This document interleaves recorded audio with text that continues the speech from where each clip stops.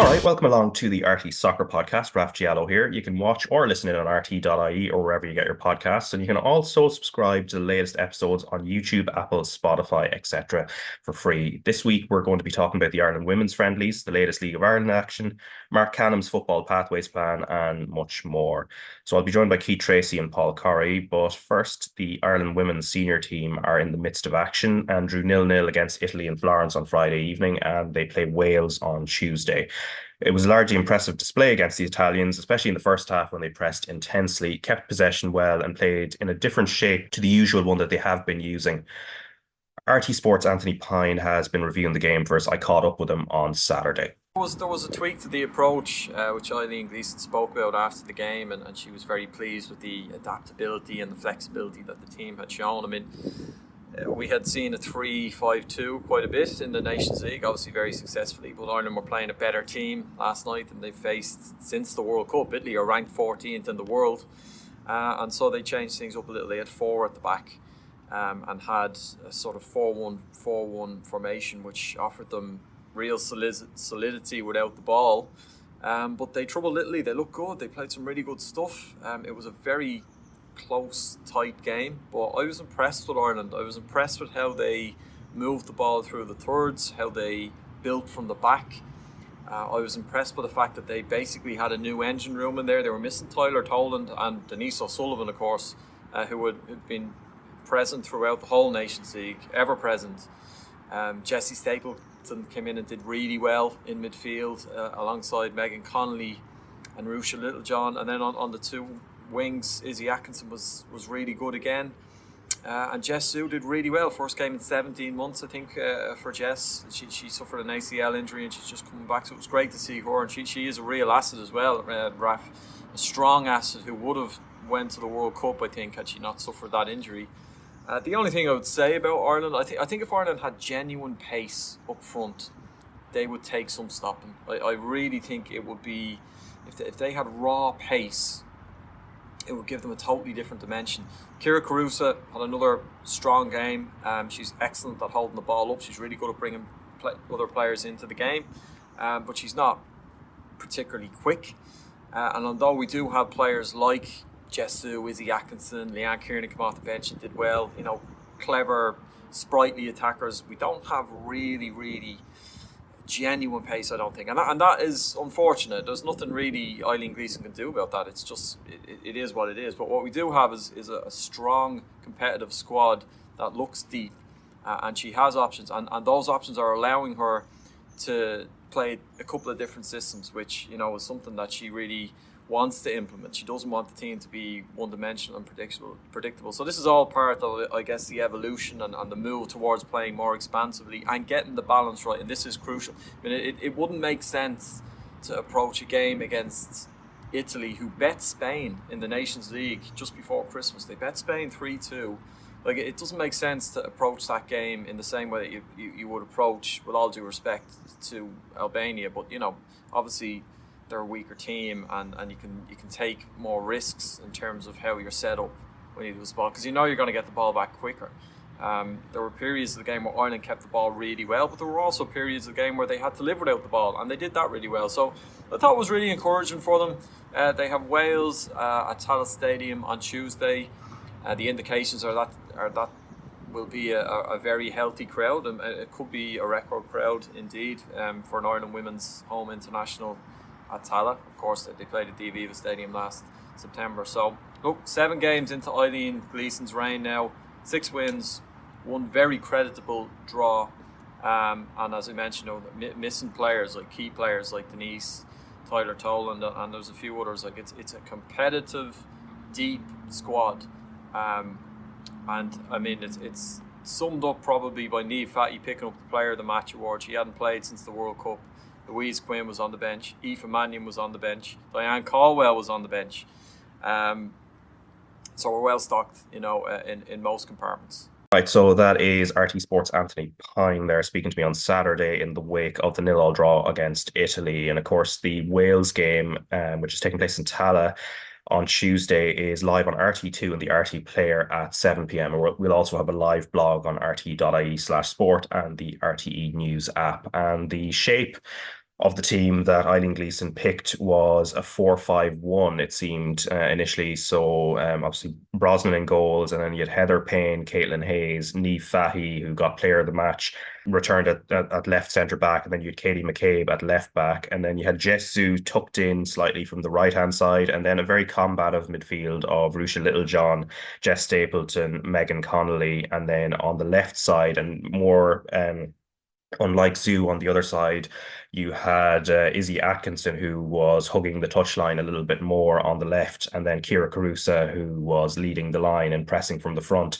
And Eileen Gleeson spoke about this formation change and the shape that she went with in Florence after the game. Yeah, well, I think the big thing for us is that we want to be adaptable. So we don't want to be tied to any one system or formation. And we more talk about how we occupy space. So tonight we wanted to have a back four.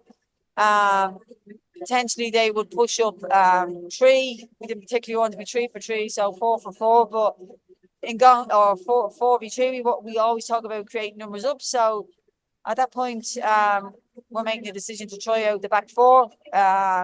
Doesn't mean we're extra defensive. You're seeing we still pushed up higher. We were still aggressive in a press, and we still had out balls that would at times put us into a back three and be able to push up a full back higher and a wide player inside. So, yeah, we want to be able to adapt. We want to be able to play in 3, 4, 5, whatever we need to do, whatever suits us, whatever suits the attributes within the team and whoever the opposition are.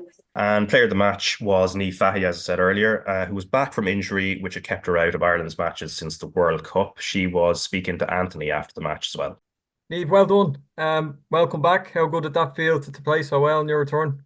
Yeah, thanks. Yeah, great to be back. I think it was overall a really positive performance. Probably they had chances, we had chances, but against a top quality side, I think we more than matched them and held our own. And yeah, just I'm really happy to be back personally as well. And yeah, just a good feeling and a good performance.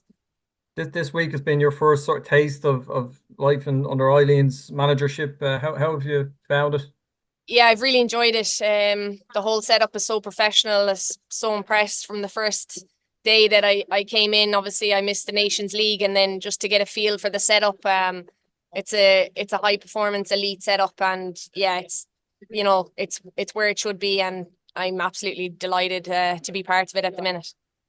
All right, so that was Niamh Fahey, Republic of Ireland defender and also player of the match against Italy on Friday evening. And a reminder that Tuesday's friendly against Wales will be live on RT2 and RT Player from 7 o'clock.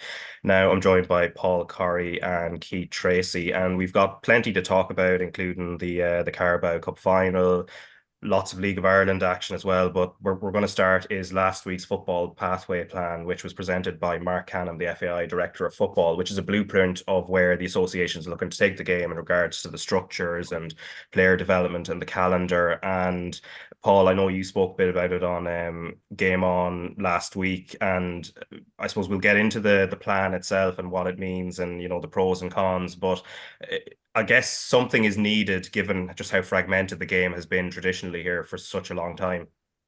Yeah, absolutely. And I think the discussion we had last week was just in and around how many different parties seem to be involved in Irish football. And probably for too long now, we've had people pulling in opposite directions. So listen, the document in itself is a starting point, Raf. I think something is better than nothing. And a lot of time seems to have gone into formalizing a bit of a strategy and trying to get people pulling in the same direction and trying to get, I guess, a bit of an identity around Irish football, but also a bit of a framework around younger players to help develop that talent, because we don't have those avenues to the UK anymore, whereby the likes of a Keith, who would have gone at a younger age, was in a world-class environment over in Blackburn Rovers, getting huge amount of contact hours.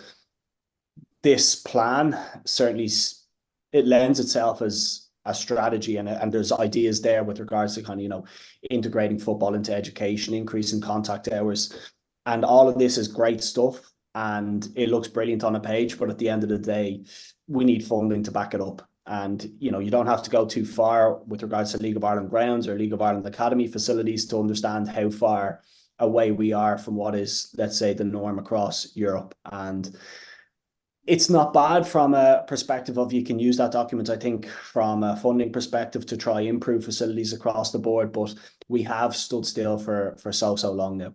One, with regards to kind of the development of players and how we coach players. Two, with the facilities, and three, with kind of the way we play up through the age grades and through to the senior team. And we've seen such a fall in how we've performed, and particularly with the international team, the senior international team, over the last number of years with major competitions and struggling to get results. And it probably has taken for somebody to hit a bit of a pause button and actually go, okay, where are we taking this? So I don't mind the document. I think there is some good stuff in there, but it then becomes about, okay, who's going to be accountable for this? Who's going to execute on it? And where are we going to find the money? Because every sport now seems to be looking for a chunk of change from the government. Everything that's gone on with the FAI, I would say there's probably a bit of uncertainty there with regards to how much money and where the money is going to go to. I think this document can help in that sense. Yeah, and the calendar year issue is probably the one that's got that's probably the one where there's least agreement, but we'll touch on that very briefly. And I have a clip of Kevin Doyle, former Republic of Ireland international, talking about situation in Wexford. But Keith, I mean, you're kind of working on the ground in terms of the coaching at underage, and you've seen it yourself in your own career, what the pathways have looked like before. Obviously, things are changing with Brexit in the UK. But for you, what are you seeing on the ground? And from what you've seen of the pathways plan, what are the pros and cons you're looking at there? Well, the biggest soundbite that came out for me was, I think, was Marc Canham saying that he wants the under-15s and the senior team and everybody in between to have the same style of play. He wants it to be very evident that when you watch an Irish team play, that, even if we're not wearing the green jerseys, you'll still be able to say that's an Irish team playing, which for me is nonsensical. I think any manager who's worth a salt and is going to come in and think about taking the senior men's job, if he's hearing that he's going to have to work within a framework of the FAI, then I don't think I don't think anybody's looking at chomping at the bit thinking I can get what I need to get out of those players with me hands tied behind me back, given the style of play that you want to play. I don't see it. I think it's putting a lot of managers, would-be managers, off being told how they need to go about it. But again, like, all these words sound brilliant. It's very well put together. It does ignite that little bit of passion in you when you hear them talking about all these things. But I'm going to be doing a lot of stuff for the League of Ireland this season with various different companies. But the truth of it is, Raf, there's probably a handful of stadiums in the league that would actually look well on the TV in terms of talent. Maybe Pats in Inchicore looks all right on the TV. When you look at the likes of Bohs, it doesn't look great on the TV. Drogheda, the Dundalk, it doesn't look good enough. So there's only, you're taking yourself out, and the TV companies don't want to come and watch a home game there because the stadium is so bad. So the stuff at the top level of Irish football needs to be sorted, and the stuff down at the bottom level needs to be sorted, and everything in between. So it's a huge, huge ask, and I'm hopeful that this new FAI might, deliver with some of these words. I'm really hopeful, but in terms of being on the ground, I'm still seeing very little resources being thrown at us and saying, there you go, lads, there's a handout. It's very, very difficult to get where we need to go with this.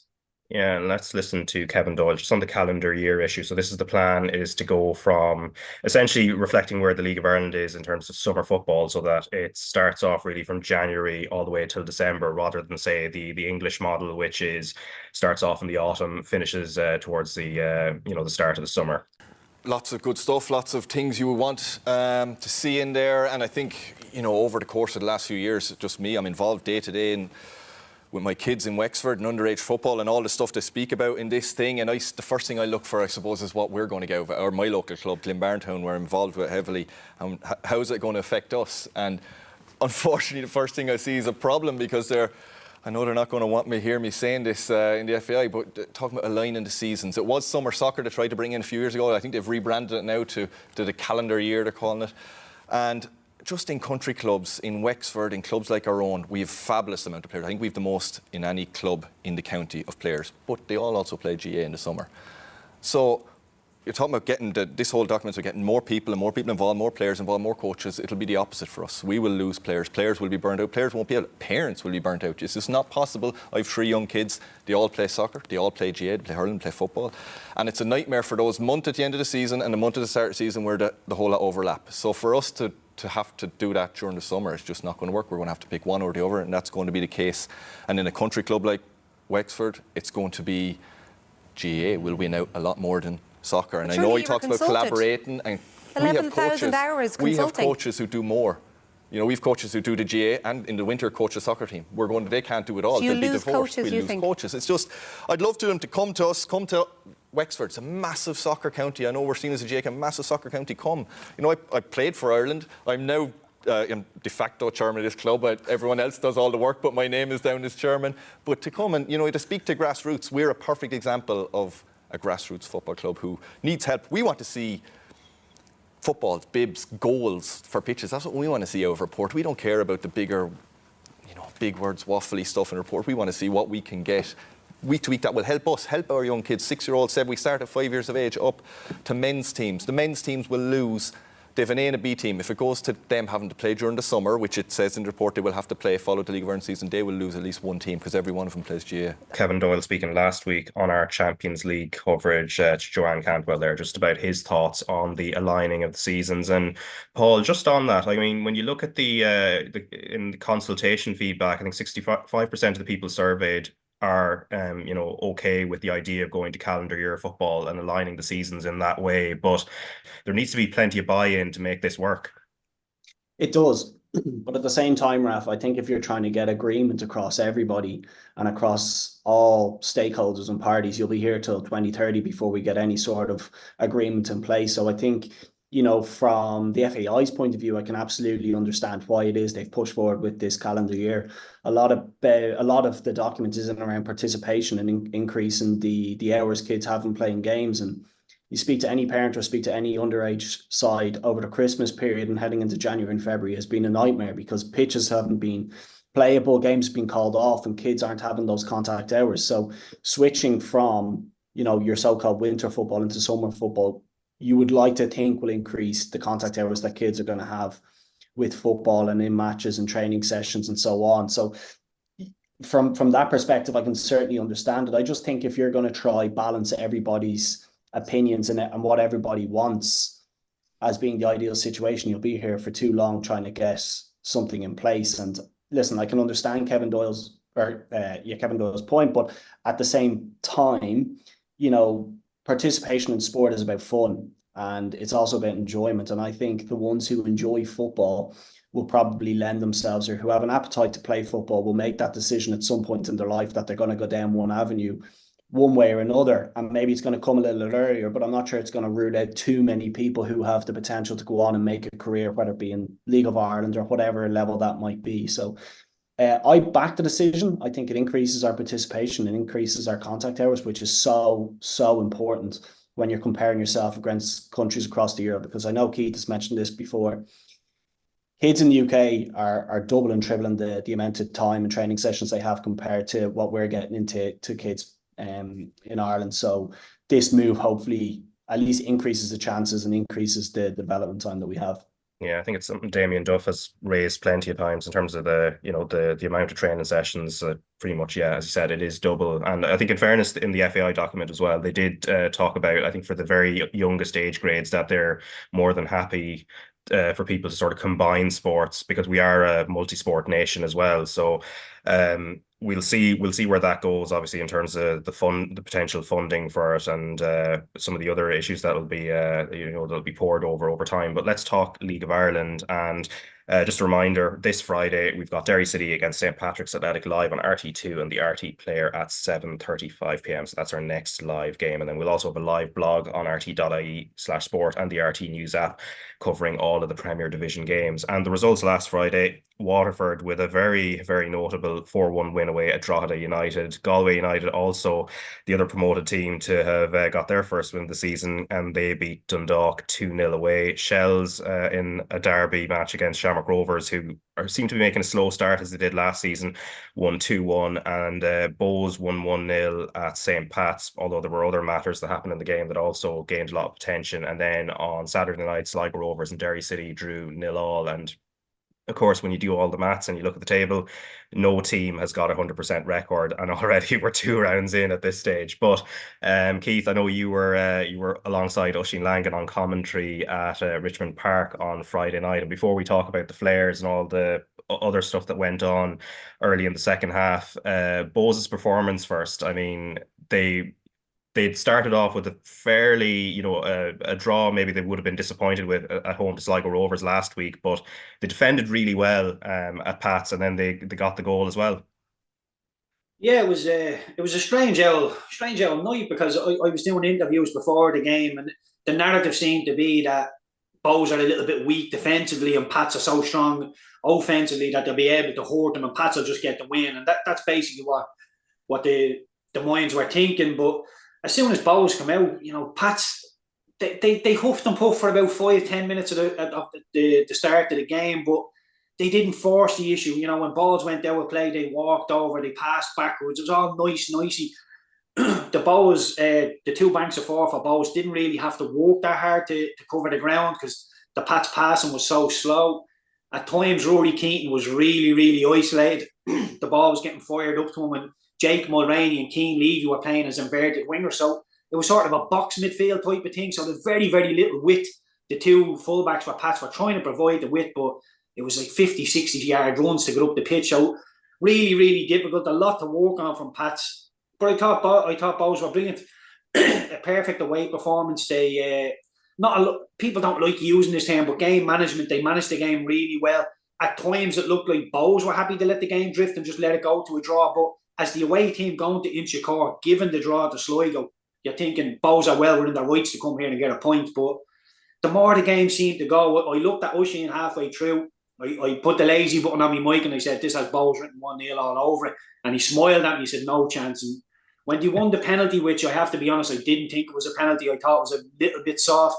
The keeper could have done a lot better. He saw him in no man's land and he decides he's going. And there's not an awful lot of contact, but I can see why the ref gave it. But for me, it wasn't a penalty. And I said I hope that John Daly and Pats don't come out and say that we've lost the game because of a dodgy penalty decision, which is the case. But I don't think Pats did enough. It was a Dublin derby. There was 1 or 2 tackles flying in, but they didn't push the tempo. They didn't play like the home team. They were very one-paced at times. And I thought Pats got the little slap on the wrist that they deserved. So, yeah, it was a dodgy penalty decision, and maybe Bohs, didn't really trouble the goalkeeper up to that, but you need to do more. If you're the home team in a Dublin derby, I mean, when I played for Pats, the fixture list comes out, you look at Europe, you think, when is Europe, who are we going to get? And you look at the Bohs fixtures, because they're the ones that really matter to the fans, and they didn't turn up. I know I was impressed with Keane Levy. I thought he was decent in the middle of the pitch, had a decent game, but other than that, I thought we were scrapping around for large periods of the game. And Chris Forrester as well didn't really get the game with a scruff of the neck as you would like. So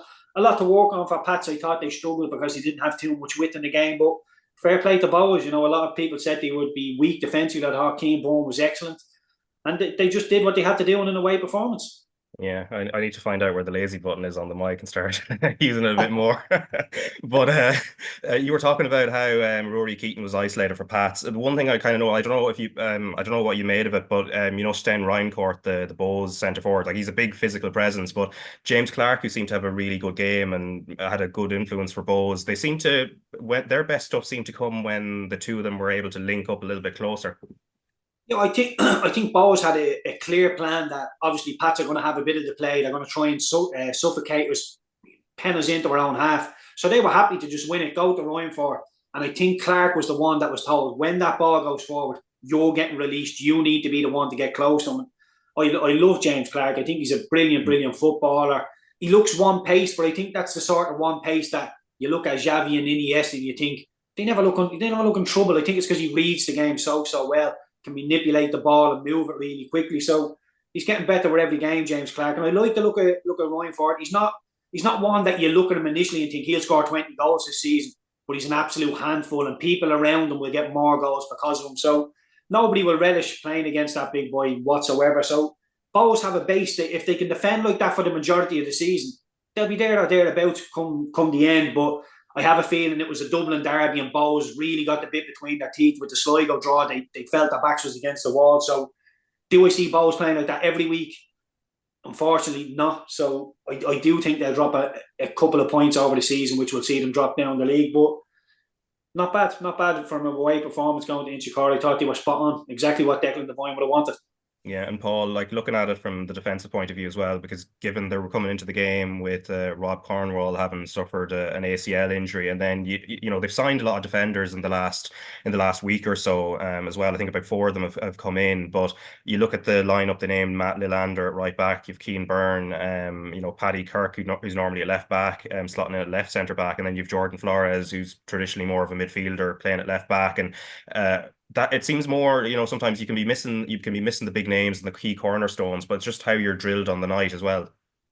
Yeah, and they looked really well set up, and I think it's been an important start for Declan Devine, because there's huge expectations from Bohs fans over the last number of years, and obviously losing out in the cup final won't have helped, but they also finished the league quite sluggishly last year, so I think getting off to a good start was really important. That was a huge result on Friday night for a couple of reasons, and the clean sheet, like you mentioned, Raf, probably being one of them. I certainly feel for Declan Devine, because when you look at the players that they brought in, like Keith Buckley was brought in to sweep up in front of the back four and be that sort of experienced head. They lost him to an ACL. Then they lost Cornwall to an ACL. They've lost Talbot as well. So the spine of the team has been really disrupted from a defensive point of view. And they've also lost the goals from Afolabi at the top end. So it was a really well-drilled performance, and that's probably something that you come to expect from Declan Devine, just with regards to how he has his team set up. But there'll be stiffer tests to come for that back four. Whether or not they can get through, you know, the first round of games playing that back four, I'm not too sure. We'll certainly see, you know, the new signings that they have, how they slot in and what sort of level they're playing at, because when players come from outside the league, it's difficult to get a bearing until you see them up against some of the other sides. But like Heath mentioned, grafting out and being difficult to play against and bringing an intensity and an aggression to the game should be the absolute minimum that Bohs bring, and it should be the minimum that their fans tend to expect. And then you're hoping at the top end of the pitch, whether it's Rooney, Connolly, Danny Grant off the bench, James Clark, you hope that they can sprinkle a bit of magic, and they're certainly going to need goals from those players, because losing Afolabi is just massive for them, and how good he was at big moments and big games. So a lot more to come. But for Declan Devine, like when I was looking at the table and looking at teams who needed fast starts, Devine was one, because you certainly felt that if results went against them, there'd be a bit of disgruntlement around Bohs fans and around Dalymount Park. But the 4 points, if you think about the last minute equaliser against Sligo, the late winner against Pats, that's good momentum for them to build on. Yeah, and let's talk about the issue of the flares that were thrown on early in the second half. So it appears to be part of a coordinated protest by both sets of fans, but one flare from the Bohs section hit Keane Byrne, and again another one appeared to be thrown into another crowd of players as well. And let's listen to Declan Devine on that, and particularly on how Byrne was affected. About the protest at half-time with the Bohs supporters threw flares on the pitch, hit one of your players. What's your comments about that? Listen, I'm not going to comment on it. I think that's something the club will address themselves. But it could have been a serious injury. Listen, Keane Byrne's come away with a burnt arm, but look, I'm not going to comment on it. Just concentrating on the game tonight. But I think right throughout... Well, there's been incidents in the past. I think right throughout the league it's an issue. I think right throughout the league, the politics or whatever they are, they're becoming a problem. Pats have let a lot of flares off here in the first half as well. Yeah. So I think as a league, we got to understand that it's not a Bohs issue or a Pats issue. As a league, we're going to have to come together and try and get a conclusion, because somebody else is going to get hurt. Well, the referee obviously brought the players off to the sideline. Now, we've seen it before. Ajax played Feyenoord last season. The referee abandoned the game for something similar as well. I mean, could have been well in his rights to call the game off. Yeah, it could have been, and again, it's something that as a league we're going to have to decide where we're going with it. But the bottom line for me is tonight, I think both sets of fans have let off flares. It's not acceptable that they're coming close to players or are in danger of hurting someone. But the bottom line for me is the outside noise and everything else tonight was about us performing, and that's all I'm going to take away from tonight. So that is Bohemians manager Declan Devine speaking to John Kenny after the match, just about the issue of the flares getting thrown onto the pitch. Now, yesterday, Bohs released a statement condemning the incidents, and they went on to say that the club is now in the process of reviewing all available footage and photographs podcast from Friday's game with the aim of identifying those responsible, and can confirm that anyone identified as throwing flares will be indefinitely banned from Bohemians' games. And Keith, listening to you on the commentary as you saw it sort of unfold, I know the term you threw out was idiots. Maybe there were other adjectives or other nouns you might have probably gone for, but you probably need a bleep button beside the lazy one as well. But no, look, in all seriousness, no, you witnessed it firsthand, and obviously it's a horrible thing, especially when it's getting thrown at a player. But what do you want to see done now to deal with issues like this going forward? Well, first of all, Raf, when I speak to the Bohs and the Pats fans, because this happened in the FAI Cup final as well, flares being thrown onto the pitch, disrupting the play, you understand the frustration towards the League of Ireland, towards the FAI, the way things have been run. I totally understand that. I've been around League of Ireland long enough now to know that there's a huge undercurrent of people who are just not happy with how it's going. I get that. I'm totally on side. I'm on that side of the fence, but throwing flares onto the pitch, throwing flares at players, disrupting games, breaking it up, that's not what we want to see. Nobody wants that. We need to come together as a fan base, as Irish people. We need to be more conducive about how we go about this, because throwing flares onto the pitch, hitting players, disrupting, burning the grass, it's not going to get us what we want. It's not going to get us where we need to go. It's just going to get us this tag of, oh, well, the Irish League is mental. They're throwing flares left, right and centre. They look brilliant in the crowd. When they let off before the game, they look great. They provide an atmosphere. You start being stupid and throwing them on the pitch at players. I mean, it hits Keane Bourne on the arm. If that's a yard higher, it could be hit him on the face, and we're talking serious injury there. Game abandoned. Nobody wants to see this sort of stuff. So, again, I understand the frustration. I'm on board with frustration, but you can't just go around doing silly things, stupid things to disrupt the games. We can't do that. We don't want to leak over to that, because the game, like I said, it was a Dublin derby. It was starting to get a little bit of momentum, a couple of tackles flying in. Then all of a sudden there's 3 or 4 flares on the pitch, and it takes the guts of 5-6 minutes to get it all sorted out and go again. And it was killing momentum. It was killing everything. It was killing the game as a spectacle as well. So, look, I understand the frustration, but I don't want to see any more of that. I think everybody, when it hit Keane Bourne, everybody's heart went in their mouth and thought, oh God, no, this is not what we need. And I'm sure, it came from a Bohs section, but I wouldn't tar all the Bohs fans with that. The Pats fans, they weren't throwing them on the pitch as much, but there was flares all over the stadium, in fairness. So I don't know. I understand the frustration, Raf, but that's not how we need to go about it as a set of supporters, as League of Ireland fans. It's not the way forward, and it's not the way we want people seeing our game.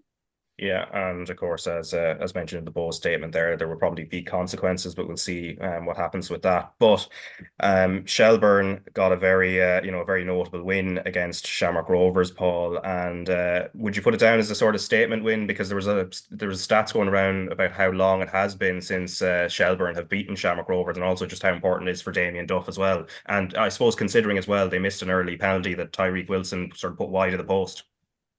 Yeah, I'd certainly put it down as a statement win, Raf, and I say that in the context that they've been building towards this, in the sense that Shamrock Rovers have found it very, very difficult to play against. Shamrock Rovers found it very difficult to play against Shells in kind of recent games, and they're always so well set up, and it feels like they've kind of been putting extra pieces of the jigsaw together in recent years, whereby the structures were there, and now they've got extra players and more strength and depth to add that bit more quality. And you could certainly see that in the first half. I mean, they really penned Shamrock Rovers in and caused a number of problems with their system, but also with their play. And it could have been more, to be brutally honest with you, in the first half. I know that maybe comes from some sluggish and sloppy Shamrock Rovers play, but don't take away from Shelbourne and the intensity that they played with and the chances that they created. You mentioned there they had a missed penalty as well, and I think when you look at the goals and how they were worked, obviously Coyle's done really well from outside the box, beautiful finish, and then the Jarvis goal as well. Might be a long ball, but it's certainly an avenue that you can certainly see that they've worked on and tried to exploit with his pace and just touch. And I just think when you look at Chelsea and you take a step back, they've got the foundations and they've got the players now to go on and push on to the next level. And it certainly feels like this is the season that they've been best placed to do that. And Damien Duff has them so well drilled. Joey O'Brien, you can see from a defensive point of view, has them so well drilled. And when it came to that period of having to put their backs up against the wall, that back five defended really well. And Conor Kearns had to come up with big saves, and he did. But I just think from a a defensive point of view, they're very, very difficult to break down. And yes, it was Shamrock Rovers in the first half who maybe were in second or third gear, and it wasn't them at their fluid best. But I think you have to give credit to Shells, because they sometimes suffocate you and stifle you, that they can actually hamper the momentum or the fluidity that you play with.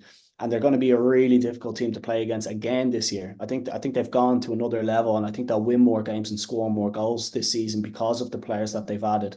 And you also have to take into consideration that, they were out Sean Boyd, Jack Moylan has gone out the door, and they're having to shuffle the pack to deal with that. But it's a big win. It's a big statement. I think this is, certainly a squad now that you can certainly see pushing for one of those top 4 positions. And I think that is a very, very realistic aim for Shells this year, and see how deep they can go then in the cup competitions and build from there. But the early signs are very, very good, Raf, and it seems like they just continue to go from strength to strength. Yeah, and on the other side of it, though, Shamrock Rovers manager Stephen Bradley, he was furious with his side's defending, and he put it down. It's probably the worst defensive display I've ever seen from us, and he felt that his back three played into Shells' hands. Would you kind of concur? I mean, look, he's obviously it's kind of reactive when he's saying that, but there may have been maybe worse games during his tenure as well in terms of the defensive side. But again, I guess they'll have Pico Lopez back. That's going to be one cornerstone. And I'm sure, as we saw last season as well, they'll get some momentum, and then they'll be back challenging towards the top, because that just seems to be the way it is with them the last couple of seasons. Oh, absolutely. And listen, they had a number of quality players out on the park the other night, but they're also missing a huge amount of players who were so instrumental to how they play.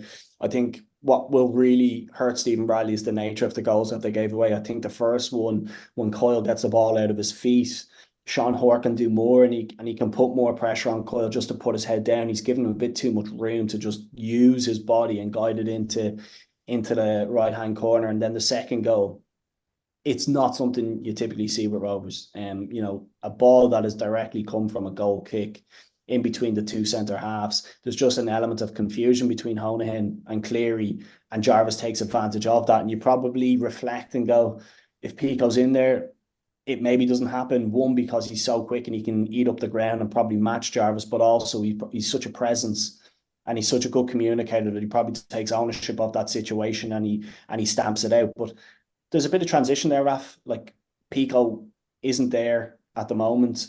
Alan Manis, I know Liam Poles pulled off a number of great saves, but there's a relationship there that Poles has to build with his back three now. Yes, he played games last year, but hasn't played that 20, 30, 40 games with that back three. And I think that might just take a bit of time to transition. And then, like, you have to bring in, and you have to take into consideration that they're without Jack Byrne.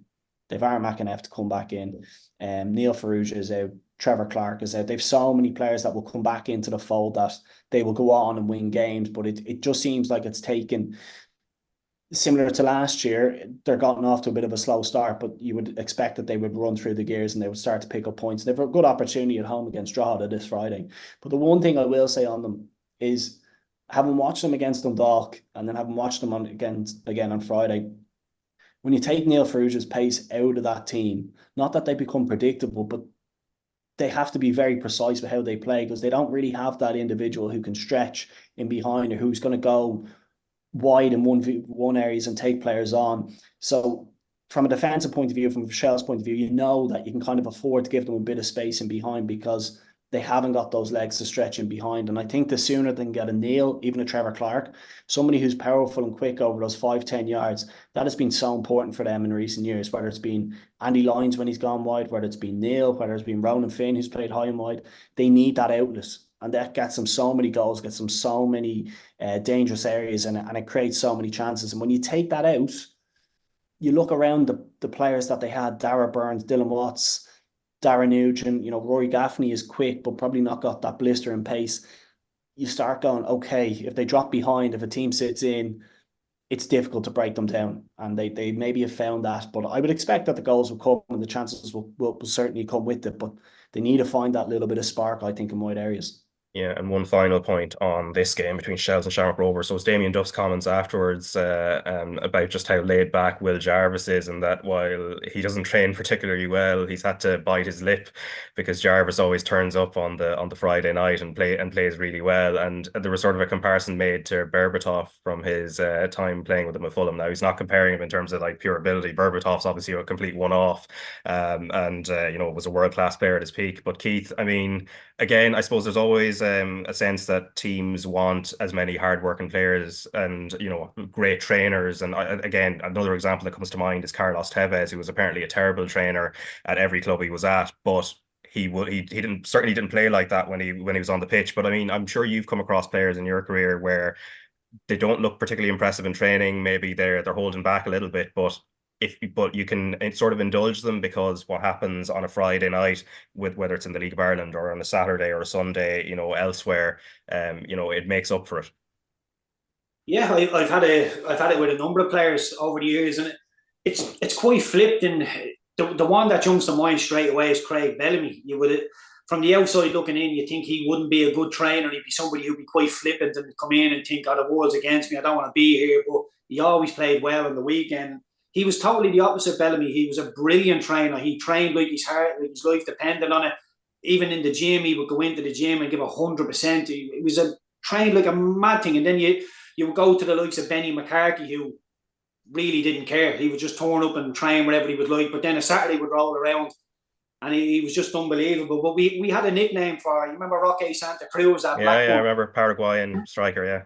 Monday to Friday, we wouldn't see him. He would turn up on a Saturday and play, and this happened for about 3 months straight where we didn't see him train. He'd play on a Saturday, it'd be unbelievable, and he got the nickname Rose Santa Cruz because he was just, during the week you would not see him, but what a player. And again, it's the worst thing in the world for managers because you want to slap the player on the wrist when they don't train well, but in the back of your mind is Saturday. And I've had training sessions myself for Preston and Burnley where I haven't been brilliant, and the manager will just put an arm around you and say, "You weren't great today, son, so it's all on Saturday. If you don't play well Saturday, you're going to get a slapping." I loved that sort of pressure where it was thrown in and it was all on a Saturday, but by and large, looking back now, being that bit older, I realise now talent is not like a tap. You don't just turn it on and off as you like. It has to be an everyday thing. It has to be a standards that you meet and reach every single day. So looking back, I would have tried to train a little bit harder, but I was one of them where training was like, it is what it is. I don't want to get injured and I want to push it on to Saturday. But I think even now in this modern era, if you're a player who turns on every Saturday, every Tuesday, and you don't particularly train well, the managers, there's not a lot they can say, is there? As long as you're playing well and when the chips are down, it's easier for centre forwards as well, isn't it? There's centre forwards. Score goals, you stay in the team. Even as a winger, I would run at a right back, a left back for 80 minutes of the game, and he could stop me every single time I go forward. But that one time I get it on my feet and whip it, and somebody heads it in. They go, "Oh, Keith's had a great game." So it is quite difficult for defenders. But as flair players, as wingers, as strikers, you get that little bit of leeway that if you play well on a Saturday, you're in and you're okay.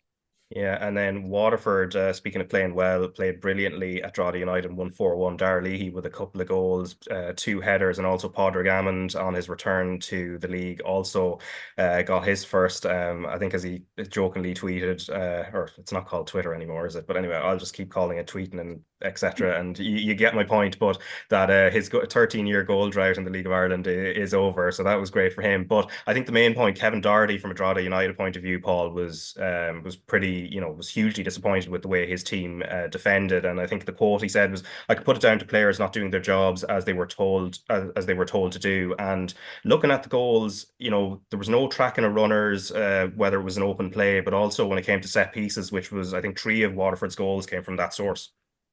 Yeah, absolutely, and it kills you, Raf. It just kills you. You can be so creative and work the ball as well as you can, but if you're not able to kind of defend set pieces and just do the basics right, it absolutely kills the momentum of the game. And I mean, Darragh Leahy was like a magnet in the box on Friday night. And listen, he's done well to pick up his 2 goals, and I think he was instrumental then in the Hammond one as well, where he's knocked the back cross goal. But it just kills you from a management point of view when you're looking at your team and you set them up in a certain way to go out and play a certain way, and then 3 instances of a ball going into the box and just not being hungry enough or or aggressive enough to go and attack the ball, and you concede sloppy goals. So that's certainly something that Doherty be looking at in regards to kind of stamping it out. And probably doesn't help that they've lost Keeley, because Keeley's such a big presence from a centre half point of view, probably put his head to a lot of things for them last season. Probably needs now somebody like a Jack Keeney who's come in from UCD to take a bit of ownership and leadership, with the likes of Gary Deegan, just to be organised and diligent. Because with Drogheda, I mean, a lot of their play is and a lot of their results will come from being difficult to beat. And you cannot have a situation where you're leaking 3 or 4 goals on a weekly basis and be expecting to kind of pick up points. And I mean, even if you look at the timing of the first from Waterford's point of view, it's a minute after Drogheda have gone 1-0 up, and you just think after scoring, it'd be difficult to play against, play the percentages, play in Waterford's half and try pick up a second. So it will certainly hurt Kevin and his backroom team, but it's something that can be quite easily rectified if just a bit of organisation, bit of leadership, and somebody taking ownership of those situations, and you stamp that out. Because with the Drogheda that we've seen over the last 2 years, it's very uncharacteristic to see them conceding so many goals and probably being that little bit sloppy. Yeah, and Dundalk, or Drogheda's great rivals, they had played well against Shamrock Rovers last week on the opening night in Tala. But again, Keith, I mean, looking at the way Galway United dismantled them, and Galway won 2-0, but they also hit the woodwork a couple of times outside of that as well, that it is horses for courses. I mean, you can set up to play against Shamrock Rovers and try and hit on the break and look very impressive doing that, but then maybe when the onus is more on yourself and you're up against a team as direct as Galway, it can very much flip very quickly. And even I suppose that distinction as well between what's a long ball and what's a long pass. And there's that second goal that Galway scored, the one that A. Dervin put in the back of the net from Regan Donlan's, what you could call a long ball, but in truth, when you're looking at it, it's that precise and it's aimed in a good area that it's really a long pass. Yeah, well, look, Sam Allardyce used to shout this all the time. It's not a long ball; it's a ball forward with quality. So you're not just kicking it up there aimlessly. You're putting it into decent areas. You're asking defenders to do things. And look, I think if you're Galway and you're setting up against Dundalk, you know they're going to have the lion's share of the ball. They're going to move from left to right. Again, I think Dundalk had 70% of the possession and they get beat 2-0. So when you go to Dundalk, if you're Galway, you say, right, we sit up, we defend balls into the box, anything neat and in around us, we make them play around us. But when we win it, we put the ball up front and we transition really, really quickly. And it was brilliant from Dundalk. I remember the quarterfinals of the FAI Cup final, they got each other in Galway, battered Dundalk that day. That was in Galway, but to beat them 2-0 in Dundalk, second game of the season, it's a really, really good result for Galway.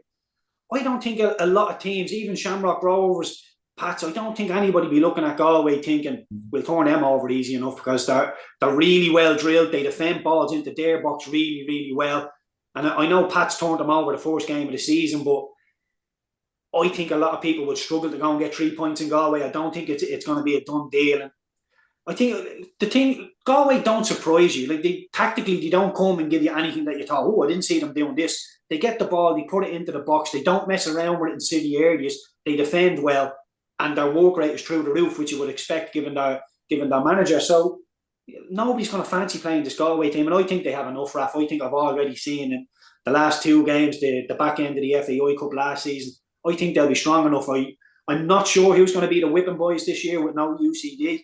It could be any one of any of probably about 4, but I think Galway, I think Waterford have both shown that, you know, they're up for the fight and they want to stay in the Premier Division this year. Yeah, which Paul, I suppose, is crucial for Sligo Rovers. They've got a couple of points now on the board, and the most recent one at home to Derry City. And now it wasn't the best of games looking at it, and even looking at the flags behind the railway end in the showgrounds, it wasn't conducive to playing good football. But I guess out of the two, Derry, who seem to have more chances, will be obviously the more disappointed given the ambitions they have. But Sligo will probably come out the happier, given again that they remain unbeaten so far. It looked difficult, the conditions up there. Even the pitch looked like it had a bit of a bobble in it. But I think, I was saying this last week, I think from Derry's perspective in particular, when Shamrock Rovers don't win, I think Derry need to win.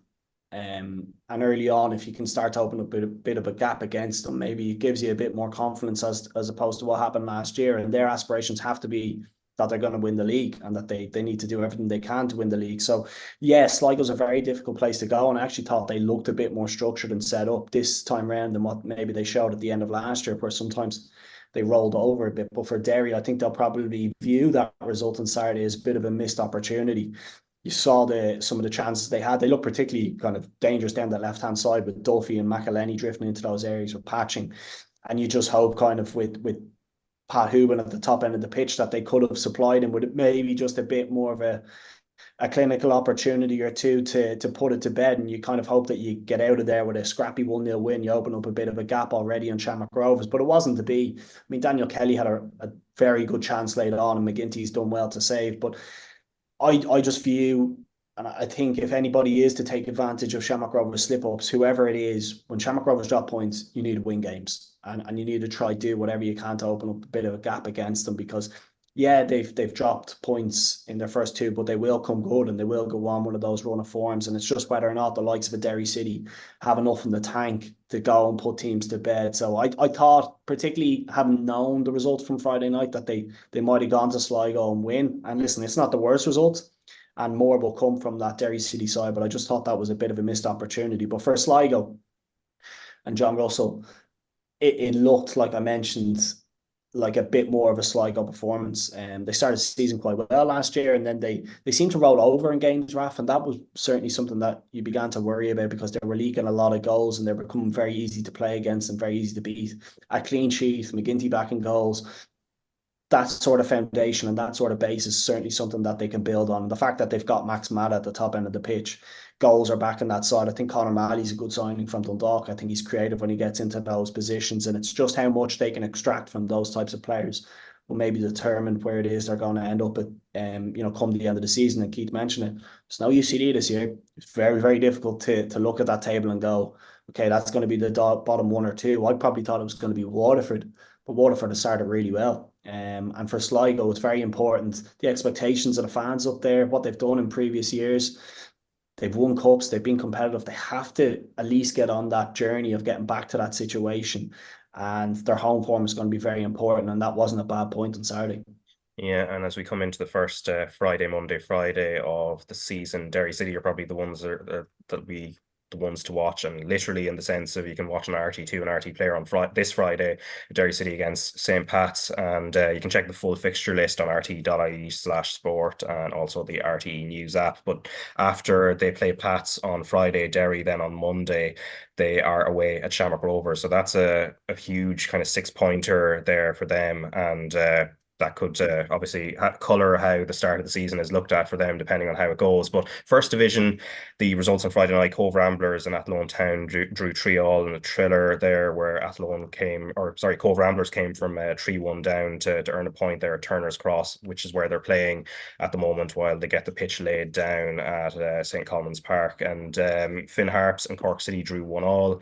Kerry lost 3-2 at home to Bray Wanderers, and then Treaty United were 1-0 winners away at UCD. And then the Wexford-Longford game was called off due to a waterlogged pitch. And just in terms of goals to look out for from that, Kevin Williams scored a cracking opener for Kerry, but of course, as I said, they lost 3-2, and the weather seemed to get progressively worse as the game went on. And then, of course, Treaty United, the only team in either of the two divisions to have got a maximum 6 points with that win at UCD, and that was thanks to an Enda Curran goal. So we're gonna, before we go, turn our attentions to what's happening outside of Ireland at the moment and the Carabao Cup final. Of course, there was a bit of Irish interest here, with particularly on the Liverpool side with Caoimhin Kelleher in goals, but also Conor Bradley, who's continued his rise and has got the first medal of his career. And Paul, you were over at Wembley, and we were talking off air before we started. The atmosphere and I suppose the venue itself is just something to behold. But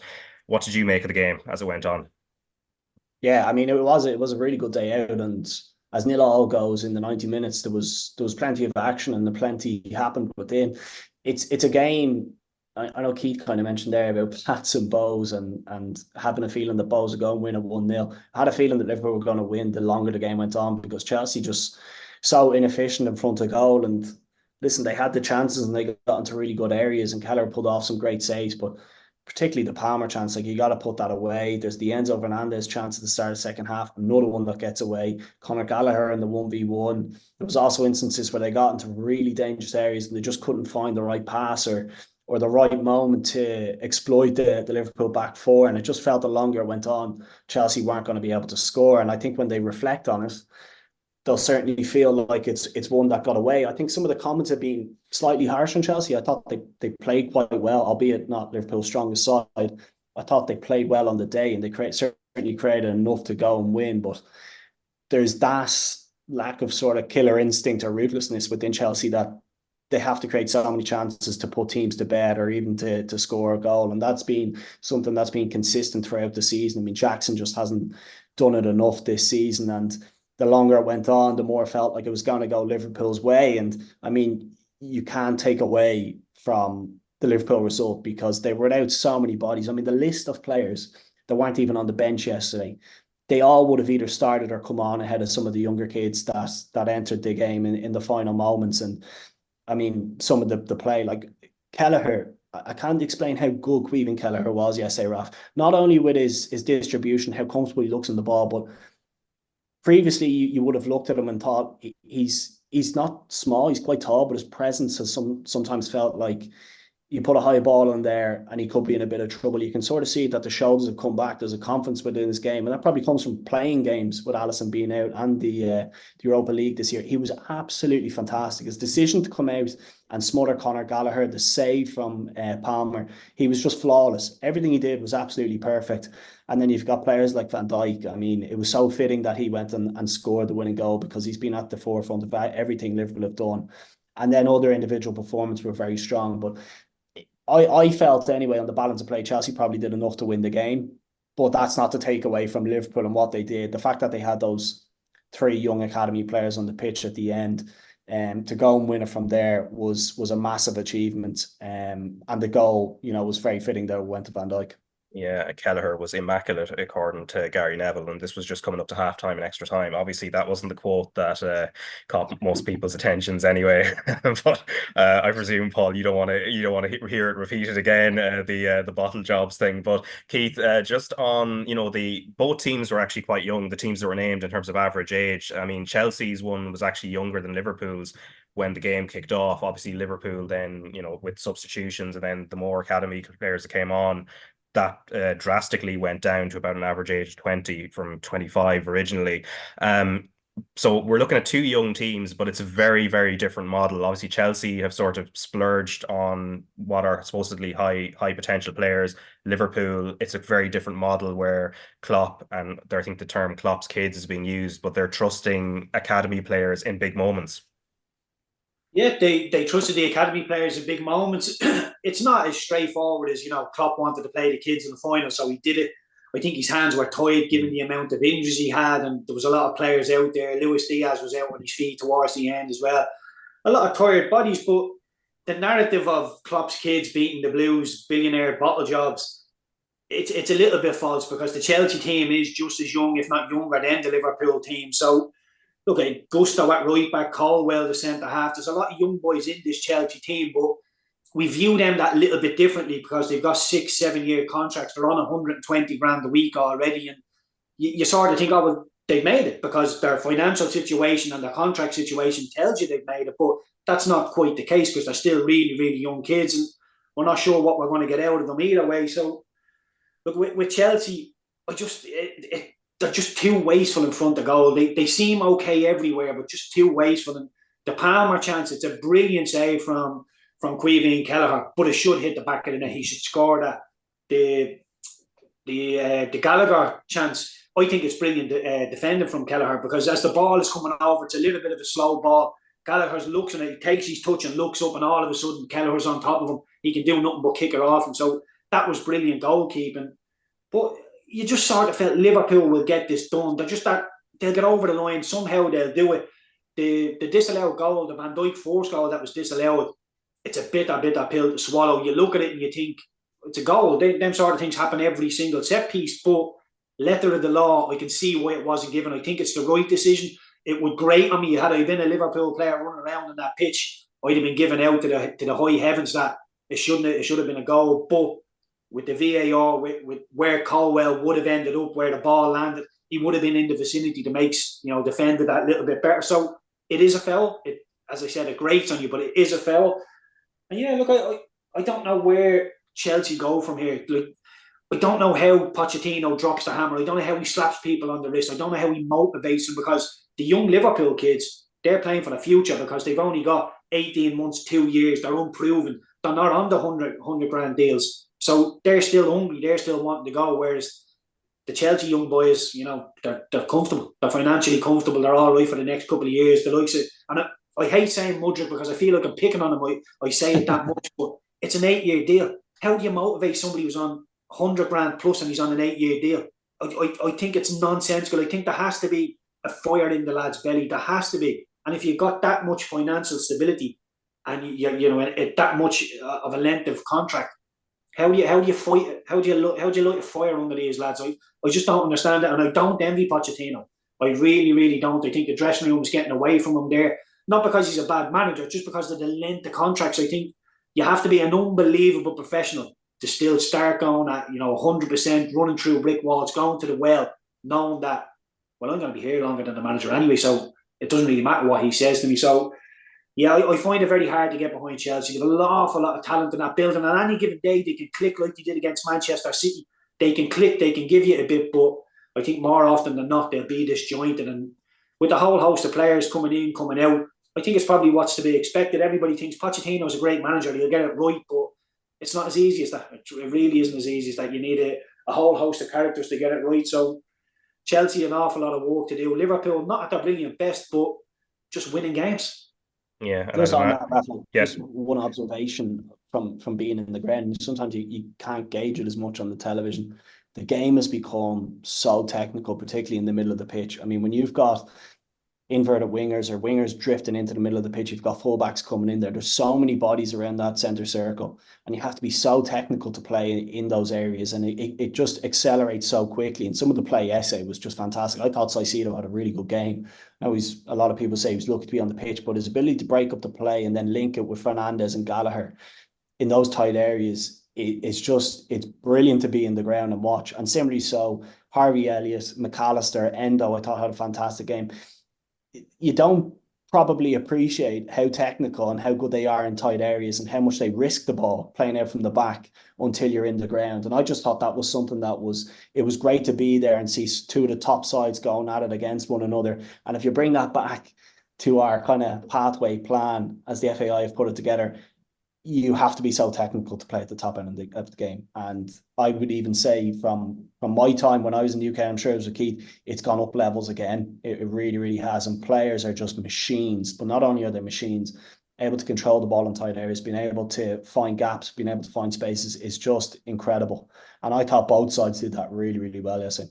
Yeah, which is incredible then when you look at like Sam Curtis already being called up to the bench for Sheffield United as well. So the step up he's had to make, and he's that fairly close. Because I thought, Paul, this was going to be something we're going to have to wait till probably next season. And again, he hasn't made his debut yet, but he's I think, as we found out last week, training with the Sheffield United first team, and the fact he's on the bench already, it's a good sign of progress.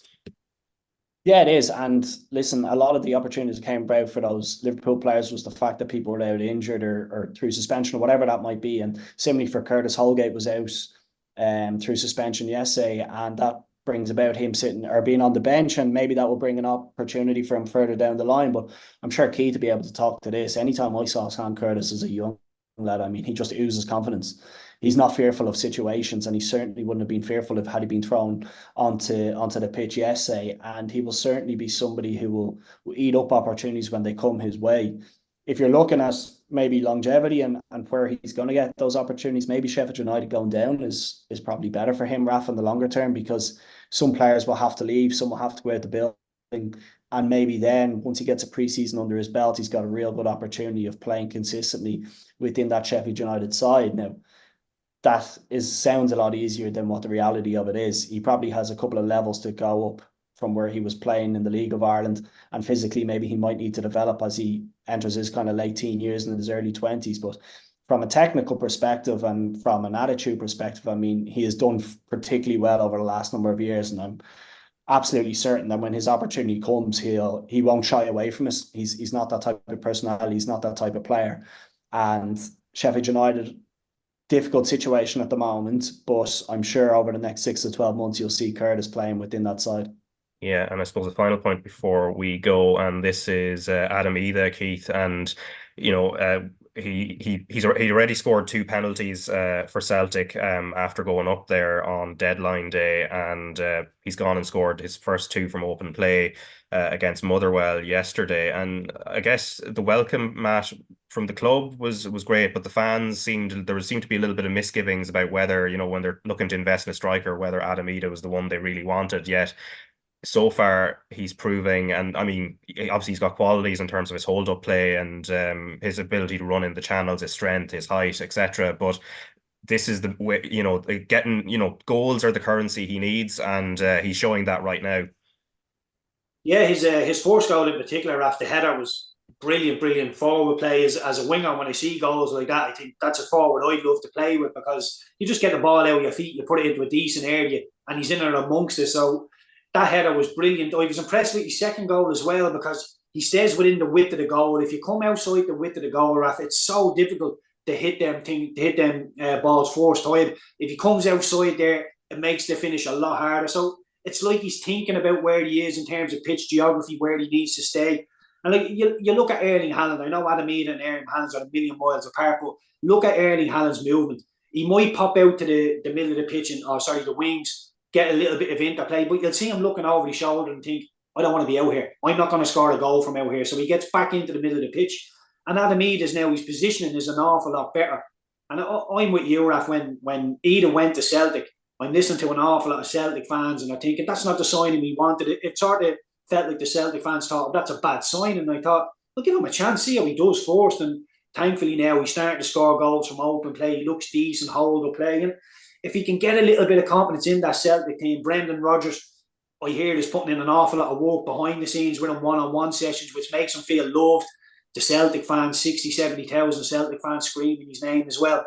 If he can get that little bit of confidence and all of a sudden put it into an Irish jersey, we all know Evan Fergus is going to be the one there. But can we swat to it too? Can we have a big man and a small man? Can Adam Idah force his way into that Irish team? Possibly. If he keeps playing well for Celtic, there's every chance of it starting games and scoring goals. But yeah, really, really good from him. And I'm delighted for him, because he's such a good lad. And he's a good work rate. And the music coming out of Celtic, it felt a little bit... it didn't seem right to me straight away. Like they sort of said, oh, well, he's not right for Celtic straight off the bat. And now he's starting to score goals. So I'm delighted for him, and long may it continue. Yeah, and much needed goals as well with the way Rangers are going. And watching that first half yesterday against Motherwell, Celtic were pretty awful, but then fortunately they had Idah to come off the bench and turn around. But anyway, that brings us to a close for today. Of course, as I mentioned earlier, the Ireland women's friendly against Wales is on RT2 and the RT Player on Tuesday, and then Friday it's going to be Derry against St. Pat's on the same channels as well. But Keith Treacy and Paul Corry, thanks for your time. Cheers, Raf.